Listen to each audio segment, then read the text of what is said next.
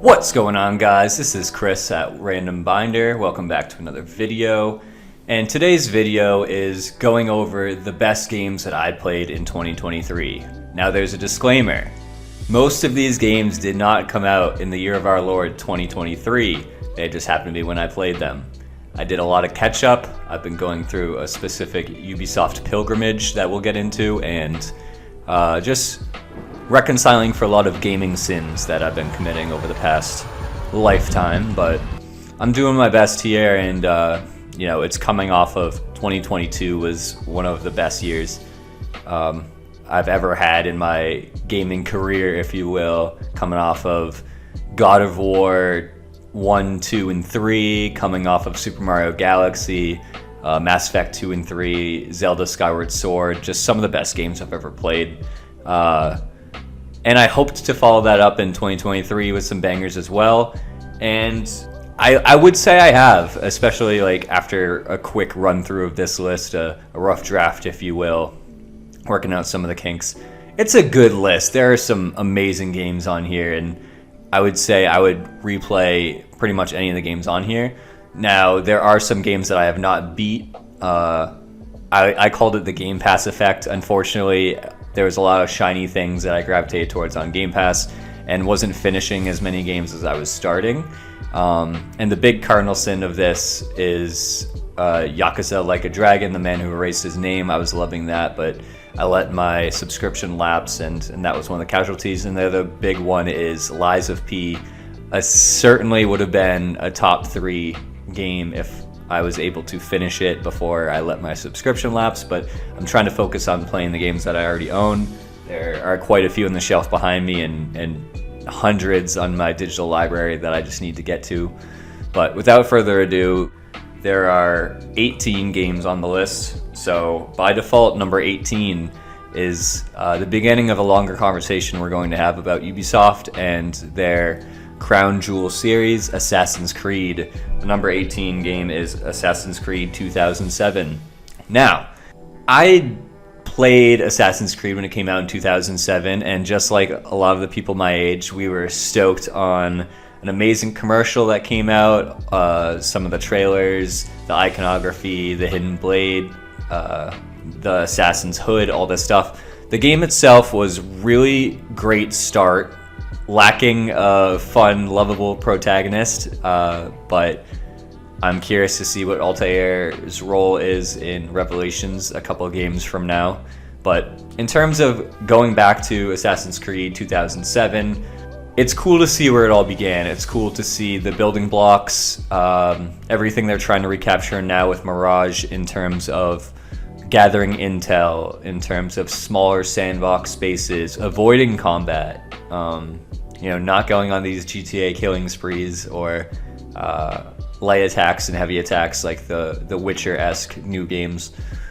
It was fun to go back to Assassin's Creed 1 and start this pilgrimage. I played it on Steam. It looked visually beautiful with everything upscaled. And although the colors leave a little bit to be desired, it's kind of charming in a way where everything's super saturated now. But, ranking it at 18 sounds, 18 out of 18 doesn't sound great, but with the amount of amazing games we have on here, it's definitely not a bad thing. And in terms of my personal rating, I ended up with a 3.5 out of 5. Honestly, it probably would have been a 4 if not for that whole ending sequence. This is a game where the story actually got in the way of the gameplay, and the ending was such a slap in the face. But the good thing is about the ending of this game, without any spoilers or specifics, is that it's the start of where you get not only the grounded alternate history, but also where the mystical elements, the magical elements start to weave their way into the series as well. And, I found this out through later entries, but it was cool to see that wasn't an out of left field decision. It's been there from the jump, for better or for worse. So it's very cool. A fun title. I'm glad it's finally my, ever-growing gamer list of shame. I actually beat this game finally. It only took me 16 years, if my math is right, which is disgusting. But that's Assassin's Creed 2007, number 18. And for number 17, we're going to stay on the Assassin's Creed train and we're gonna jump on over to Assassin's Creed 2, which is very beloved and much often referenced as what every good sequel should be. It's building upon the foundation that the previous game established, the world, the lore, but strengthening the combat, the sense of exploration, the movement, the graphics, the color, the lovable protagonist in Ezio. Like, what more could you ask for? This first third of the game is especially heartbreaking and heartwarming, incredibly exciting. The plot starts to kind of take some lefts and rights that I didn't always follow, but the sub-characters of Uncle Mario and Leonardo da Vinci, it's a great cast of characters. You care about Ezio and his development, and you want to see it through to the end, even if it doesn't always make sense. And they definitely tamped down on the real-world Desmond stuff, which I very much appreciate. So we did ultimately go with a 3.5 star out of 5, which, any given day it could be a 4. It's certainly a great game for its time. It's just in terms of outstaying its welcome a tiny bit, and some of that may be including I guess it was originally excluded as DLC, but there were a couple missions in there that really stretched out what was looking to be a tight experience, and some of the combat still has some kinks to work out, but it was cool to see the exploration and the free running take a level up. It was cool to see the tombs, the assassin's tombs, the dungeons as I called them as a kid, and that's actually what made me halt my progress as a kid. I got lost in one of the very, very simple assassin's tombs, in which every time you enter a room they show you the entire path and where you have to go. So who knows how I got lost, but kid with ADD, what are you gonna do? Absolutely love this game. I've given it a couple weeks and I'm ready to jump into Assassin's Creed Brotherhood, another favorite as a kid that I've never beaten all the way through. So gonna keep enjoying this Ubisoft Assassin's Creed pilgrimage, but for now, this conversation, we're sticking to the Ubisoft train and going to another long-awaited completion of mine, Watch Dogs. So Watch Dogs came out in 2014, so while I was in college, and I picked it up and probably put 20 hours into it, but somehow, even though there were no tombs, I still found a way to get lost in one of the hideouts, and was so uninterested in the story and so hated the idea of starting over that I just let it lapse. But it came at a great time in late 2022 when my girlfriend, now fiance, was on a business trip, and I just needed something to kind of shut my brain off. And I will say the driving in this game is absolutely masterclass. It feels so good and satisfying, the momentum, crashing into things, and then of course the quick hacks to take down cars around you. It's something I actually sorely wish was in Grand Theft Auto 5 onwards, to get the cops off your tail. It's such a satisfying mechanic, and the UI, while probably overdone, is still beautiful in its own way. It's very cool, like alternate feature. I love what they did with building the world and how they saw tech taking over. I'm sure if you're a textbook hacker, it doesn't all quite work that way, but it's fun to turn your brain off, drive around, hack some shit. And I will say that the silenced pistol is a god tier weapon. I very much enjoyed using that as my primary source. That and the baton, the melee of taking entire troop of dudes down. Very cool. Like building the skill tree. Once again, the story got in the way. It was definitely like 12 hours too long, longer than it should be. It probably took me 25, almost 30 hours, which in a game like Horizon or God of War, sure, 100% that's earned, but in a game like this where I was just rolling my eyes and every time there was a cutscene, I think that's its Achilles heel. But ultimately I liked the emotional payoff of the story, and I liked the things I did, the set pieces that got me there. But unfortunately I don't think we're going to be hearing from Aiden Pierce anytime soon, and maybe that's for the best. But ultimately gave it 3 stars just because of some of that bloat in the middle. God, I was dreading picking it up for a while, but I just wanted to drive around, but eventually got through it and And it is an awesome game in its own way. It just has some hiccups here and there, but I don't know if I'll be jumping to Watch Dogs 2 anytime soon, but I played the first couple missions, and it's just not the same.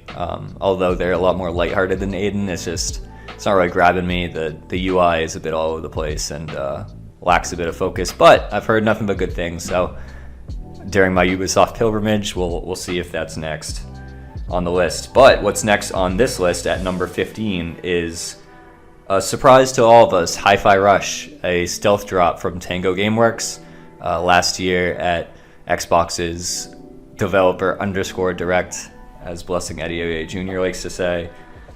This game, from the second that I saw it to when I was able to download it and play through the first level, absolutely fell in love with it. Similar to the other games we discussed, it kind of dragged for a level or two in the middle, and that's the only reason it's not like a 10 out of 10 experience. But in terms of a first step, it has absolutely stunning visuals. The music is incredible. I love the concept. I'm always like tapping my fingers, tapping my foot, drumming my fingers on like desks when I'm trying to keep focused or just let my mind go. And the fact that they turn that into a game where the entire world is living and breathing on beat is remarkable. The characters themselves are very fun and play off each other well. The robot is hilarious. Peppermint's whole journey through character development is fascinating, and I liked Chai. What can I say? It's definitely giving that Cartoon Network era of humor that I would have appreciated a lot more if I was back in middle school. This would be probably my favorite game of all time. I enjoyed it for what it was. It was definitely leaned a bit younger in terms of the dialogue, but there was a lot of in-game storytelling, and the reoccurring Evil Within references were so damn funny that I found myself cracking up constantly. So amazing boss battles, and really pulled at my heartstrings at the end of the story. I love a good team coming together moment, and I loved both in cutscenes and in action with your allies lending their powers, and having that all pay off in combat and having that power fantasy finally fulfilled.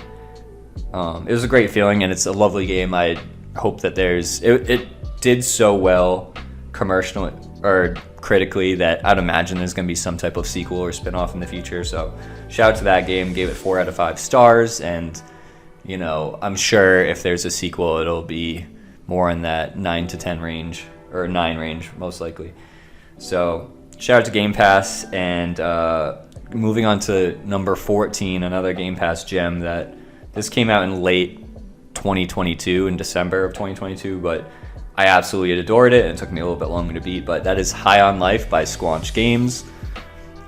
Justin Roiland's comedy and his writing style, or lack thereof, the improv style, is what I'll be talking about in that regard, and it absolutely shines in this game. I found myself putting the controller down and just hearing the entire, sometimes 5-10 minutes of improv go on and on throughout, between the characters, between NPCs, but just the world building of this game. It's such a great comedy, and truly special in that regard. I laughed so much. It's self-aware, had some digs at the video game industry. Even the introduction, the tutorial was absolutely hilarious. The not having budget for a double jump was just incredible. Little things like that add up to an incredible experience, and also it is quite the looker. It's a absolutely beautiful game, especially on the Series X, and I enjoyed the hell out of it from that regard. The story was cool, it was creative in its own weird way. The characters played well off of each other, the guns and the real characters, but once again, the humor is really what carried it, and the music was awesome too. The gunplay, yes, early on it's a bit tedious with just the pistol, but you can really upgrade your inventory and just switching between the different special abilities of all the different guns, and while there isn't a crazy amount of enemy variety, there's always a lot of volume, and it just lets you kind of play with the toys that they give you. So absolutely love this game. I gave it a 4 out of 5, and you know, in terms of if I was to replay it for the High on Knife DLC, or if there's ever a sequel announced, like, I'm sure it could work its way up into a 4.5. You know, it's a time and place type of thing, but hilarious game. Absolutely adore it, and think about it every so often, quite a bit, which is you know, not always the case, especially for like a smaller team. So shout out to them. And for number 13, we go from a small team to this massive revival of the Assassin's Creed franchise in Assassin's Creed Origins. You know, there's a lot of buzz about this game when it first came out. I saw the E3 reveal. It really felt like they were reinventing the series after running it into the ground. And you know, my only drawback, I saw my brother play it. It looked incredible. He was in this like dark cave with this sword on fire and this like Anubis head, and I was like, oh my god, is this like The Witcher 3? I don't have time for this. And had heard that the new Assassin's Creed games were like 100-hour games. That's not the case with this one. It ended up clocking in at just about 38 to 40 hours, which still, for someone who has ADD and, you know, a day job, it was a lot of time to put into one specific game. But I did absolutely love it. Bayek is a wonderful character, and when the voice acting and the motion capture team and the writing team are all on the same page during like major cutscenes, it's phenomenal. It pulls at your heartstrings. Unfortunately, this game suffered from being so goddamn big, and some of these side quests, the voice acting is just terrible. So that's what comes to mind when I think of like the story. But you know, the story as a revenge tale, it's amazing. It's very much similar to the first game, with, you know, identifying the people poisoning their community and stuff like that and taking them out.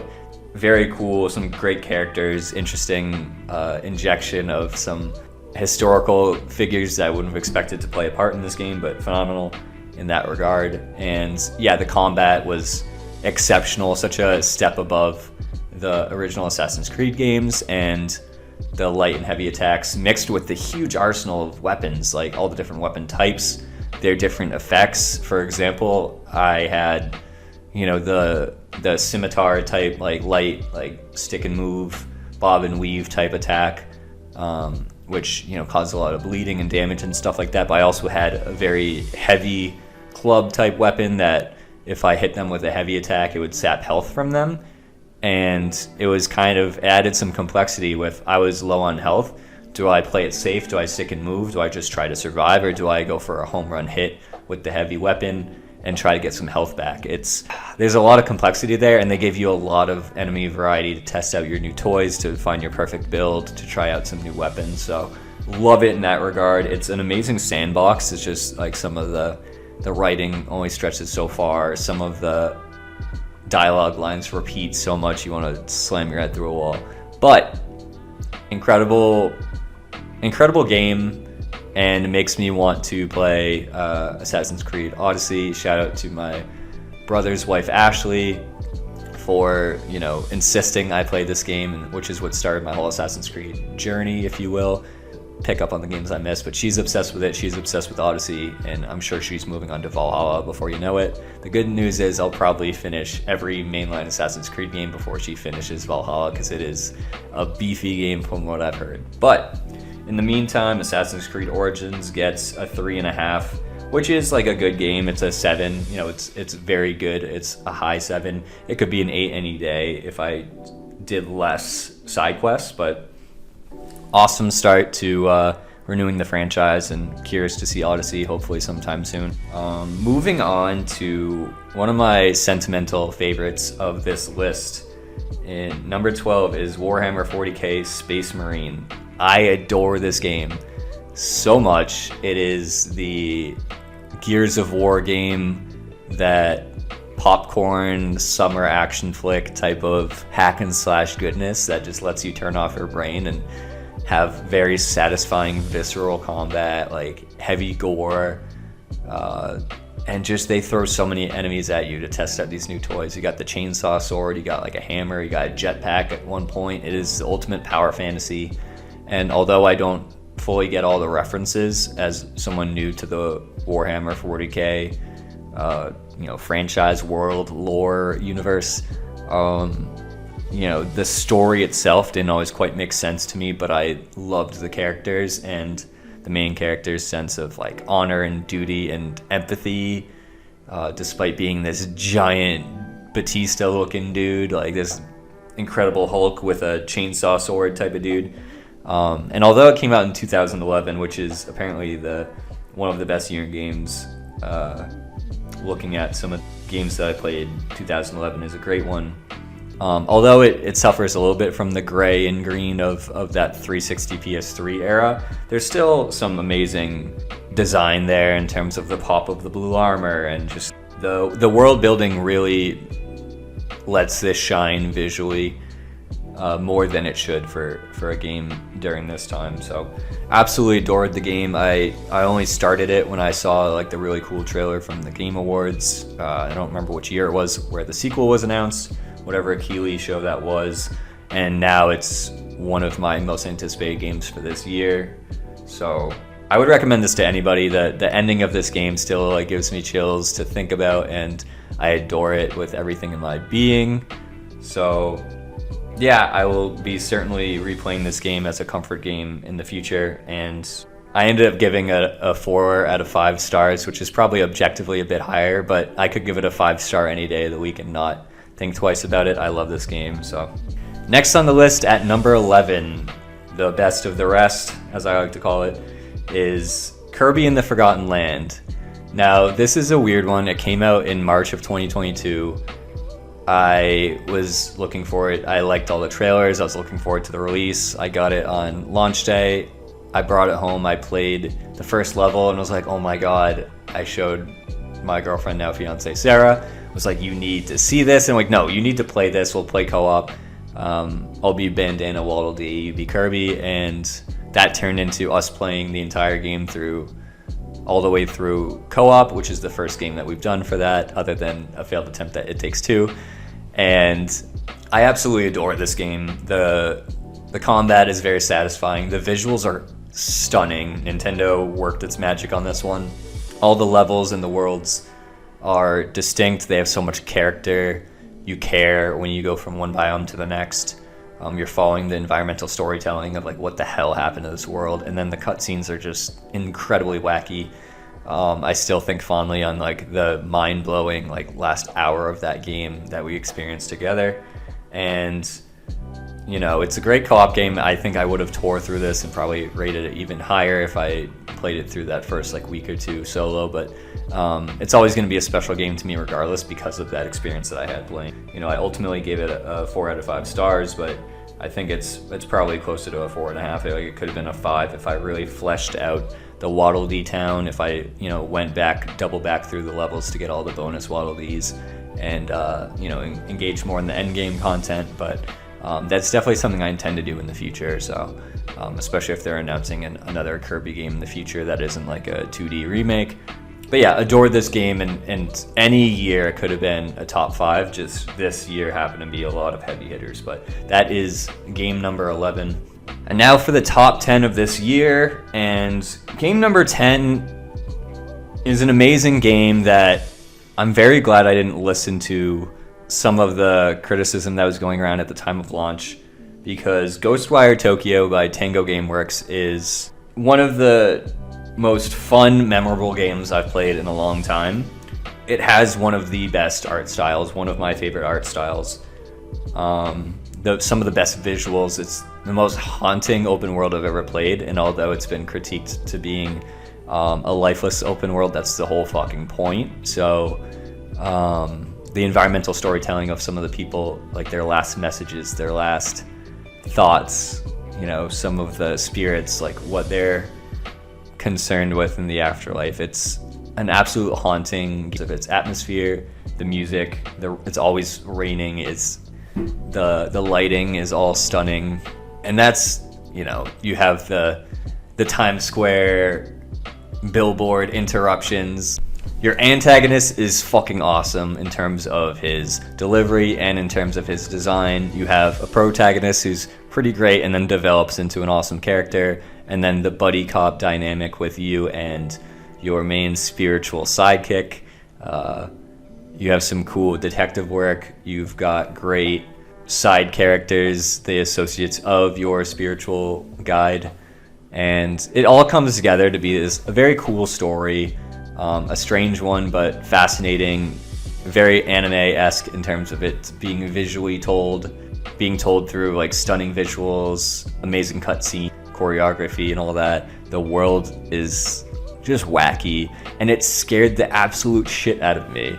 Not even in a way of a lot of jump scares, though there were some that got me in trouble with how much I screamed.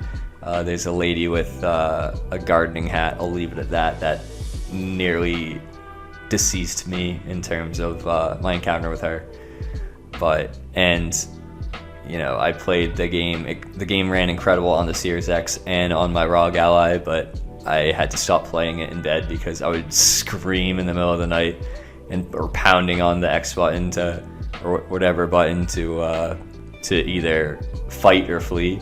So incredible enemy design, but it's one of those things that's almost worse. I think of Hereditary with the guys standing in the corner, like anything where something creepy is just standing there or coming at you very slowly.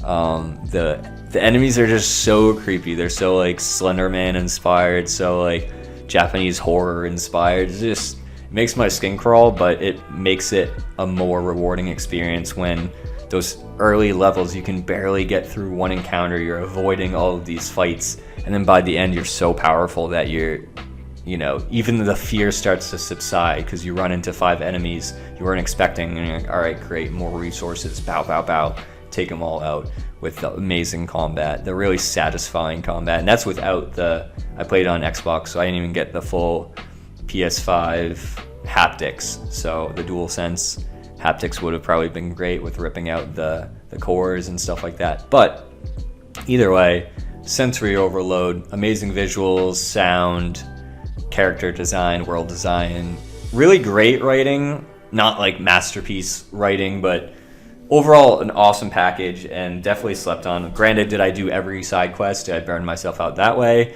No. Am I super burnt out on open worlds at the moment? No. So there is some validity to the experiences of some of these reviewers, but to me it was a 4 out of 5 star experience, and I think if the rumors are true and there is going to be a sequel, this is going to be Assassin's Creed to Assassin's Creed 2 thing, where this could be like a 9.5, a 10 out of 10 experience. The combat with the world, with what other powers can. This is game number 10, a really memorable one, so it sticks with me a lot, and I wonder if I'll ever replay it, but it scares the shit out of me, but we will see. Definitely one I always think on. Moving on to number 9, oh my god. My first run of this video, I was just yelling about how just being like, oh my god, The Outer Worlds by Obsidian Entertainment is a fantastic RPG. From the jump, this game grabs you with its world, with its clever writing, its comedy, but also like the heart and soul of your companions, of the folks that you're doing the fetch quests for, of the choice and consequence. And Mr. Medi Plays is one of my favorite content creators. He often talks about choice and consequence, how important it is, and I've never felt how important that is until I got to the first major choice of this game, and the way that it absolutely, even just morally, like I couldn't figure out what to do. It was a very difficult choice for me, just in the role-playing aspect, and then in terms of blocking off an entire section of game content behind this choice. It's a bold strategy right off the rip, but they kept it coming. A lot of difficult choices I had to make, a lot of what would I do, what would my character do, and a lot of embodying what I thought my captain was. And then in terms of my companions, Parvati is one of my favorite characters in games. She is so sweet and earnest, wholesome, and although I am kicking myself to this day for the deacon or whatever religious figure I was supposed to deliver all these pages to, I screwed up in the delivery process and I wasn't able to finish that for her without him shooting me and stuff like that. And no matter how many saves I went back, unless I went back hours. This is the type of game it is. It's probably 6 months after I beat this game, and I'm still thinking of these little decisions I could have made. That's really what the game is all about. And then the emotional quest of Parvati was her romantic pursuits were absolutely tugged at my heartstrings. It was a beautiful series of subquests and subquests that just paid off in the best way. I was so genuinely invested in her happiness that it's really the standout of that game. I don't remember as many of the big set pieces as much as I remember helping her pursue her romantic partner and stuff like that, and truly felt like a member of my team rather than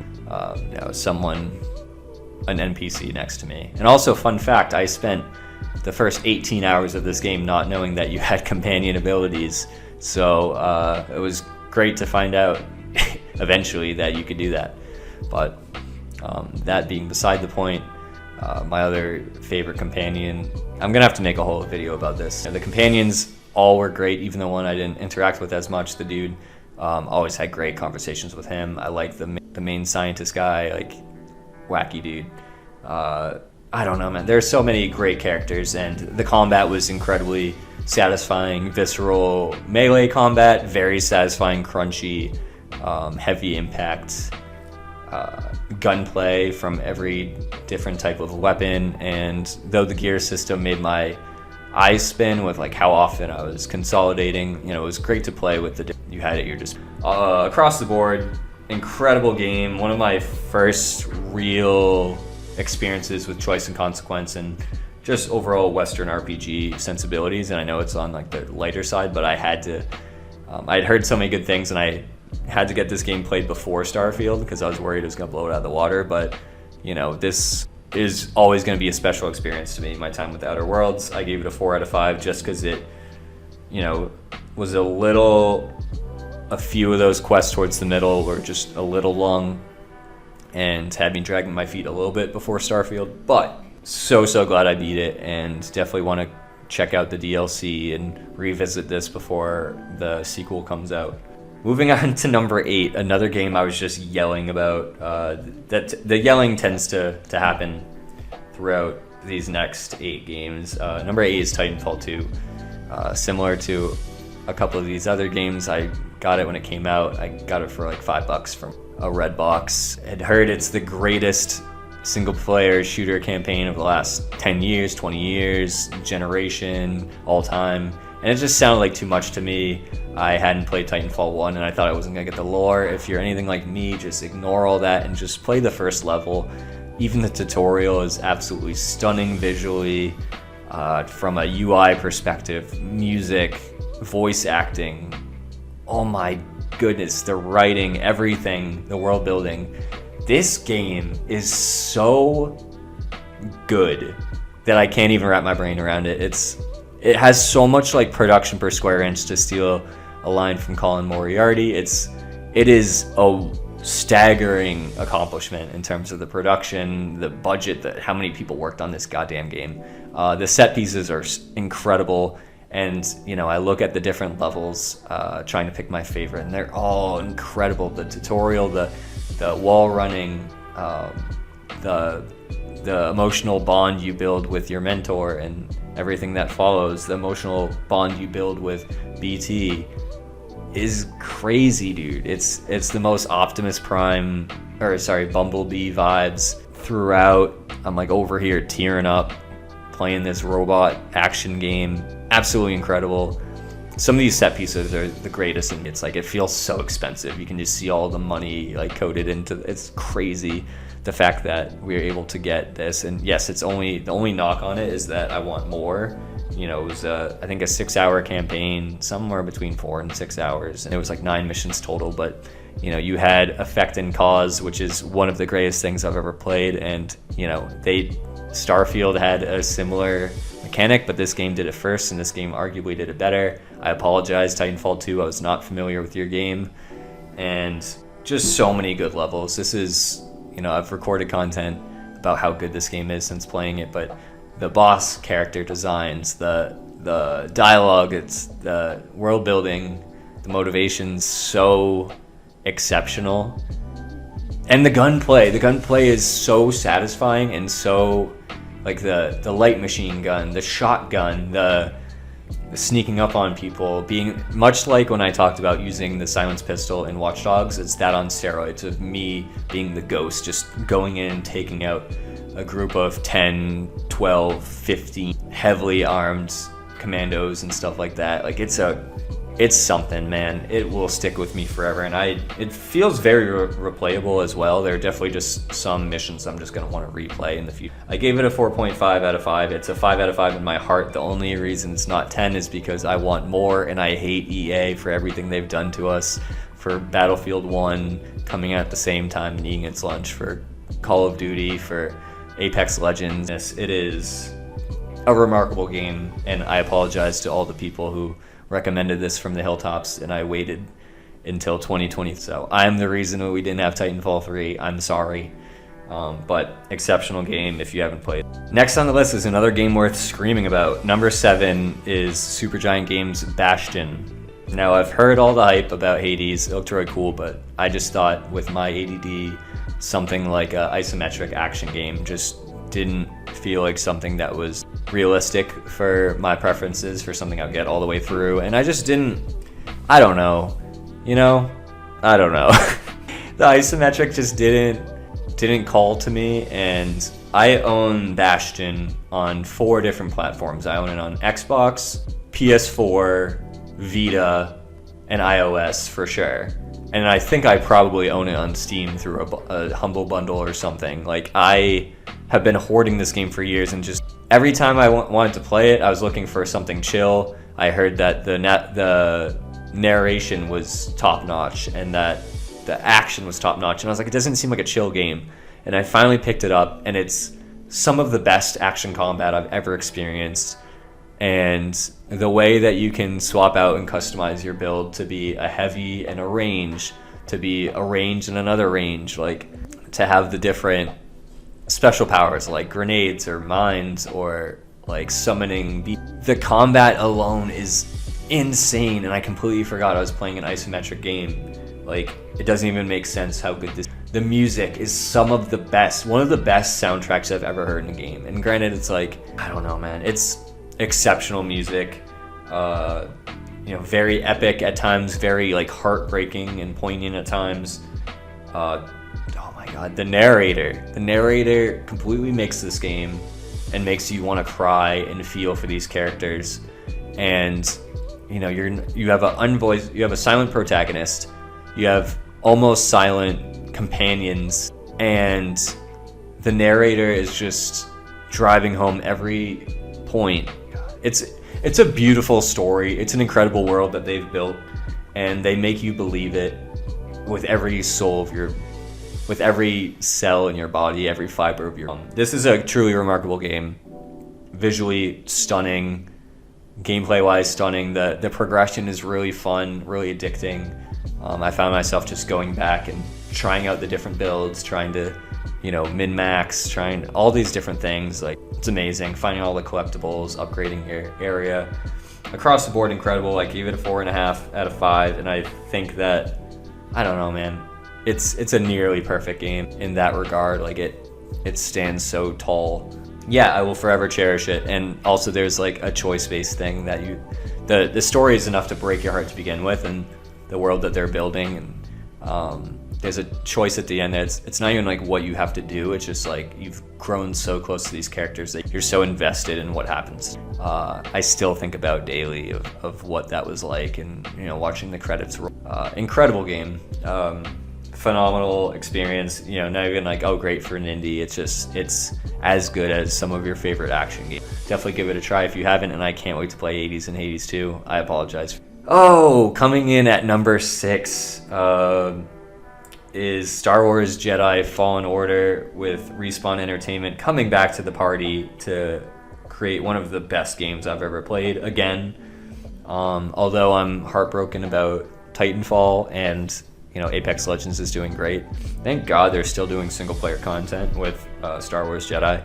And I will say, I hated this game at first. I couldn't get into the Souls-like combat, how hard it was, like how every hit mattered. I always ran into games very like gunslinger, guns blazing, you know, very patience was never my strong suit in that regard, like countering, like dodging. I just never utilized it if I could, you know, tank my way through a situation, and this game just won't let you do that. So it went from the early days of cursing this game, and if it didn't have the Star Wars IP, I wouldn't have stuck with it. The only Souls games I played before was playing the first 30 minutes of Dark Souls 1, enjoying it, and then getting a one hit and losing so much progress that I couldn't even think about going back, and then playing Bloodborne for about 15-20 minutes. 10 of that was making my character, and then getting 2 hit by werewolves the next 2 or 3 times the spawn point, and just once again being like, fuck this game and everything that it stands for. This game, yeah, made me calm down, be patient, really treat every hit like it mattered, and grind my way to becoming truly strong. And when you get to backtrack to the point where you're taking on stuff that used to take 2, 3, 4 minutes to kill, and you're taking it out in like a single combo, it's the best feeling in the world. It really is a power fantasy in its own way. By the time you get to like the end of the game, you're building out your skill tree, you're risking, you know, so much progress just to get this last enemy to make your way to the next upgrade. It's exceptional.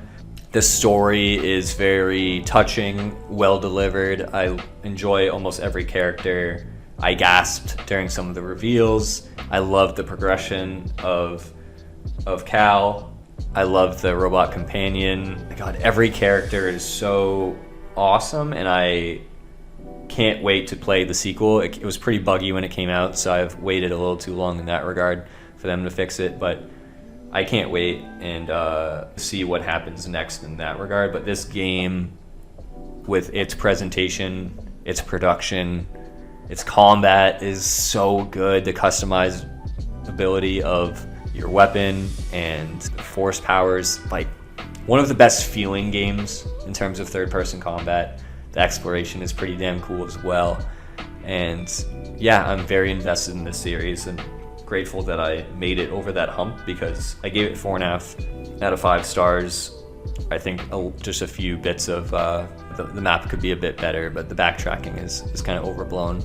And there are a few bits of the story that I was just kind of wanting to move a bit faster, but overall it's an incredible debut, and I'm so very grateful for that. And it's a tough act to follow going into number 5. It's crazy that this game landed outside the top 5, but after some careful consideration, Remedy has very much earned this number 5 spot with Quantum Break, which may be surprising. God damn, this is a slept-on game. I heard so much about the TV aspect of this. I heard so much about, I don't know, only the negatives, but it's some of the most satisfying combat in any third-person game. It's very similar to Control in a lot of ways, in terms of like what your powers allow you to do, how that looks, how it sounds, the sound design while using your powers.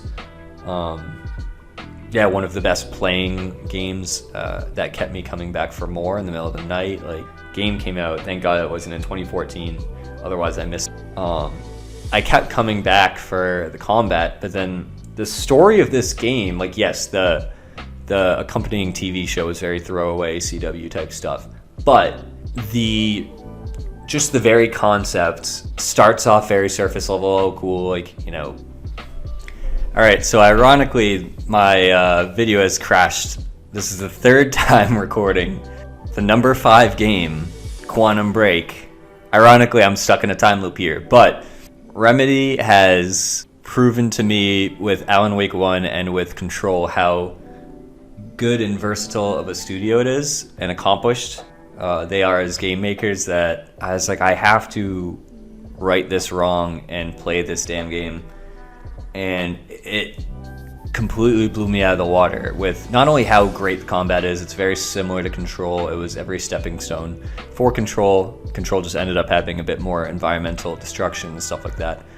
Different powers, but ultimately similar concept. You know, the sound cues, the haptic feedback, very similar in that regard, which is such a high mark, because I think Control is in currently my top 20 games of all time, and last I checked, and this, I think, hurdles that in terms of the narrative, which is where it really shines. People can bitch all they want about the accompanying TV show. It's like a CW knockoff, but you take that away and you have an enthralling narrative that has a great concept to start with. I think that time travel, time loops, being stuck out of time, and like living forever type of thing, like,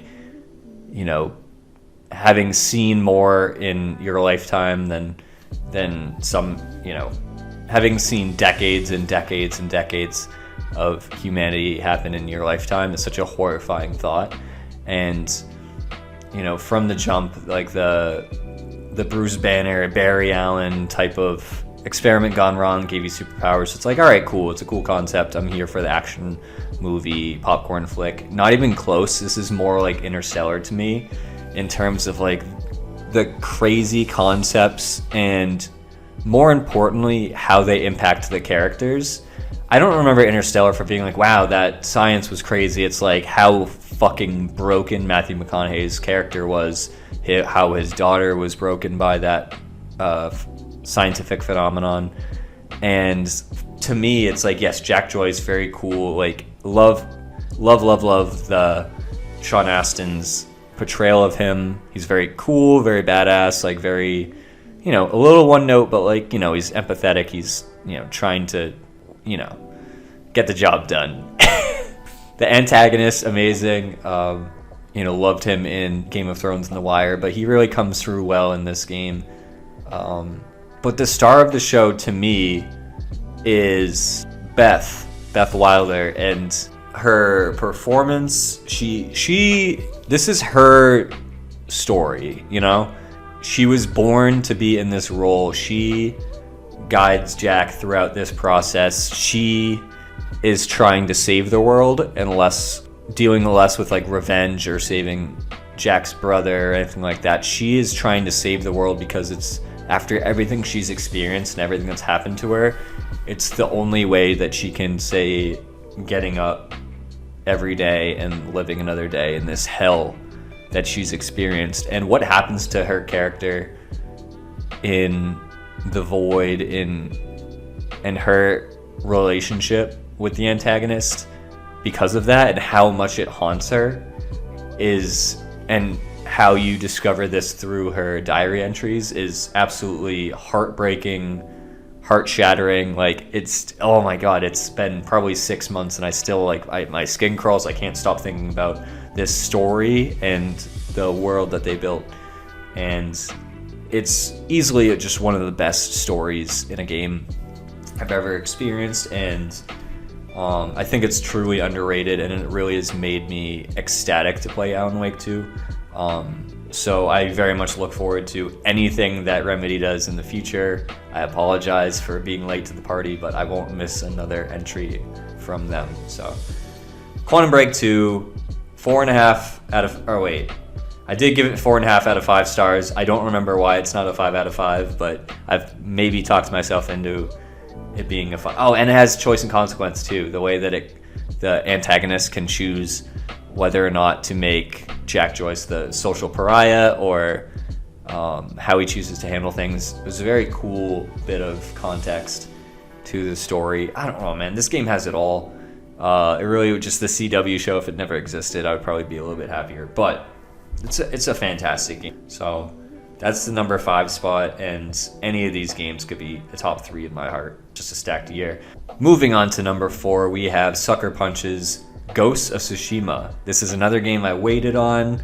It just wasn't the right time when it came out, and by the time I was ready to pick it up, it was coming to PS5 at the director's cut. I finally got a PS5, finally played the game, and god, it is everything it was hyped up to be, but way more. I feel like, yes, it got its praise when it first came out, to being more than just a Ubisoft game and having like the wind, but it was still a lot of checkmark stuff. No, this is incredible feat from Sucker Punch, who I thought, after playing Sly 1 and Infamous 1 in 2022, that I knew what they were capable of, and was like, they're a good action studio. They're not telling anything crazy narrative-wise.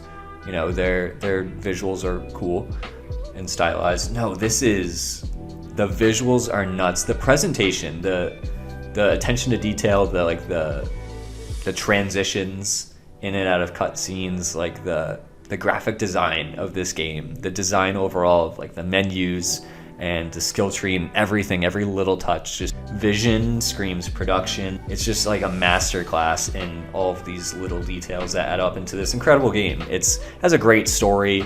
It sticks with me more than I thought. I thought it was just very surface level, like, oh, the old way of doing things, dumb. Chart your own course. But, it's more complicated than that. And although I love Jin Sakai's character development from, a ask no questions type of like lieutenant type of thing, to, him ultimately becoming the ghost at great cost personally and socially and philosophically and psychologically. Like a lot happened to break him and who he was, but he already brought some troubled past to the table. And like his band of misfits, like how they ended up under his wing, a lot of heartbreaking side quests, a lot of the companion quests, like the Mass Effect 2 style companion quests, really made me love these guys and women, these strong women. And I don't know, man, the story, I love assembling a team.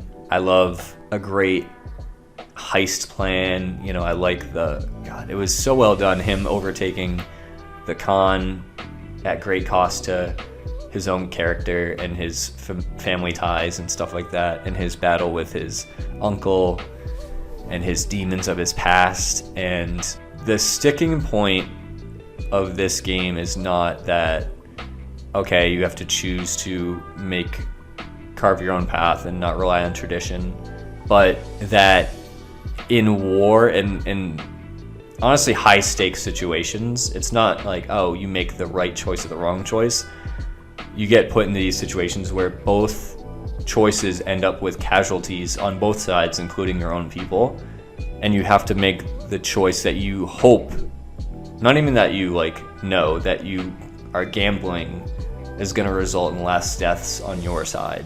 And he gambled and actually picked wrong in terms of the poison. He got a lot of innocent people killed, a lot of people on both sides killed with his choices, and it sticks with me to this day. They really could have played it safe with the story. It could have been like, hey, old man, we're not sticking with your traditions. Here's the way to do it. Honor is dumb, and then they get the job done. But it's a lot more complex than that, and I think that's why this game sticks with me so much. But most importantly, it's the combat, the different styles, the satisfying melee, how hard it is, and you have to be patient. Much like I said before, I was not patient going in. I was guns blazing. I was getting my ass kicked. So utilizing the elements, the different styles, building up your skill tree, and becoming more and more powerful, more lethal, where you go from taking down 3 bandits and almost dying in the process to taking out an entire camp. Whether you want to be using the ghost stealth or you want to be just a master swordsman like I prided myself on being. I did a lot of role playing in this, a lot of the sheathing sword, a lot of the bowing after a fight with someone I really didn't want to fight, but we couldn't escape each other. Playing the flute either during a beautiful moment or after a sad time of mourning. Truly a lot of emotional throughout this, whether it be the side quests or the main quests, some incredible side quests, and then even just the traversing from camp to camp, from town to town, just the role-playing aspect of who you run into and what battles you fight, what civilians you save, and how they react to you becoming the ghost. It's so cool, and I can't wait. If this game is the foundation for a sequel, and I think this is a 9 out of 10 game, 4.5 stars. It's just a little, I don't even know what would make it any better at this point, but I think the sequel has room to really blow it out of the water, and I can't wait to see. Ghost of Tsushima, I'm late to the party, but God, it is everything that people said and more. It is truly a special, memorable, wow. Coming in at number 3 is another game in the class of 2011, came in very late to the party with, but it echoes so much of what I've said about some of these other games. It's the most I've laughed. It's the most clever writing in any video game I've played. It makes you feel weak, it makes you feel powerful, it makes you feel incredibly smart and incredibly stupid. It is Portal 2. I've heard about this game for years now, and anytime I hear this is the best game, this is a perfect game, I always shy away from it. At least in the past I have, where I'm just like, that feels like a lot. And I adore the first Portal. I played it when it first came to the orange box. I loved it, and then I played it all the way through in 2022 and just fell in love with it again, and finally gave Portal 2 a fair shake, wondering if it was going to be repetitive, how they're going to stretch it out into a full game. And I was completely proven wrong. It's everything about the first game but better, just like everybody says. The writing is incredible. Wheatley, from start to finish, such a breath of fresh air in terms of bringing that beat-to-beat comedy, the situational comedy, ridiculous, such good writing. The way that they, introduce like chapter titles and stuff like that, the part where you die, the part where a top moment in video games, and I'll leave it at that. The riffing between him and GLaDOS, top notch. Really some of the best characters, and adored the development. I love the atmosphere that they built, from like the creepy areas to the slapstick comedy, and the worlds of the new testing facility, the worlds of the broken down vintage testing facility with Cave Johnson, narrated by J.K. Simmons. Oh my god, that was so funny. And a really cool concept of like a mini prequel for Portal and for Aperture Labs, and everything in between, man. It was just fantastic. I felt really stupid during some of the last ones. I didn't have to look up anything until the very end, where I just didn't have it in me. Very, very bummed out, but it's what more can be said about Portal 2 other than it's incredibly clever. We're lucky to have a game like this, and I was lucky to play it in 20. That is the number 3 game. I gave it a 5-star rating. It is no notes. The only times it dragged were because I was a couple of the puzzles, but they had enough variety, they had enough comedy, enough levity, enough gravity, no pun intended. So Portal 2, one of the best games I've ever played. Moving on to number 2, aptly named. What a treat this game was. One of the 2 games that I bought my PS5 for during times of stress and getting stuck in pre-order windows and having to get a PS5 in Canada on bestbuy.com. Number 2 is Marvel's Spider-Man 2 by Insomniac. And oh my god, it is so much fan service for like the 90s cartoon and for comics that I didn't expect to get. I'm not going to spoil any of that, but even just the bits with Venom, I was worried because they really took their sweet time with delivering Venom that we've known about for a couple of years now, since that famed State of Play PlayStation Showcase. We knew we were getting Venom, but god, they did Venom so well, and the whole Black Suit Spider-Man arc so well in this game. Like, you knew it was coming from a mile away, but they just really nailed this twist on it, with getting Miles involved, with his relationship with Harry and with Mary Jane. Oh my god. So obviously, before I even get into the story, the combat is even better than the original, and the original Spider-Man 2018 for PS4 is just one of my favorite games of all time. One of the best gameplay loops I've ever experienced. The traversal is to die for, and in this game you have even more options available to you. It's so satisfying. The gadgets, the combat. The only thing that annoyed me was like the parry, but I think I got used to it eventually, or just kept dying. I don't know, but it doesn't matter. The production of this game is the storytelling. Everybody had their own arc, MJ included, and like they even spruced up her gameplay in this game. We didn't have any of the puzzle stuff that pissed me off in the first game. We had some puzzles that were fine and few and far between. It's so good. so good. I love Miles. I love his arc.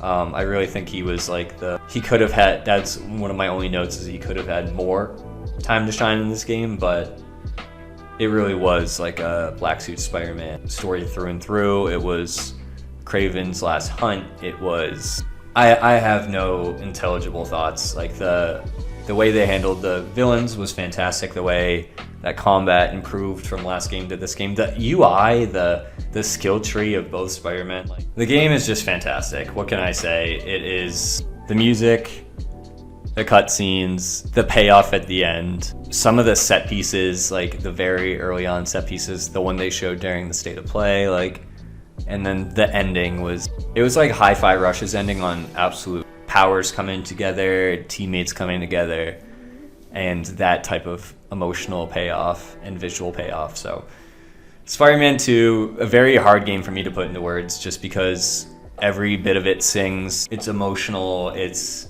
epic, it's just very well done, and we know it's coming next from them, but I just can't wait to see it. I can't wait to see Wolverine, wait to see Spider-Man 3. I hope they have like a Miles Morales type interstitial again. Like, one of the best, absolute best teams in video games continues to knock it out of the park, and I think that it exceeds what both previous games did.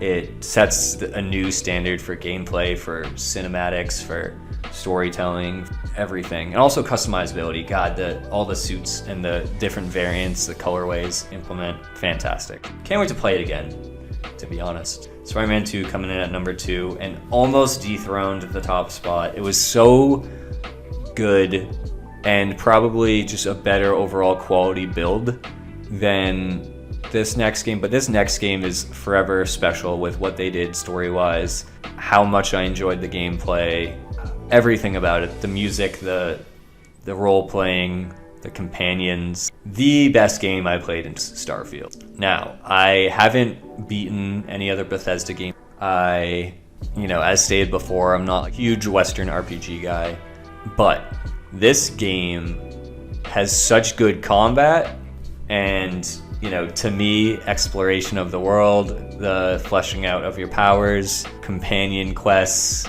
the companion interactions. I think that just the gunplay is so good, is so satisfying. Like, it's not Doom, it's not Titanfall, but it's up there with some of the best, like, campaign-based first-person shooters. And this main story, let alone all the side quests that I've yet to do, the main story of Starfield sticks with me day in and day out. I'm always thinking of it, of the choices I made, of the choices I would make given another chance, the things I regret doing, the relationships I wish that weren't left behind, and the shock, the absolute shock of like the chips falling, like them dropping the hammer in terms of what they were doing with the narrative. It's an unforgettable 10 out of 10 like experience for me, just that main story. And like, I'm still working my way through the side quests. Like, I understand you can't walk from this planet to this planet. The ship combat is like, it's awesome, but it doesn't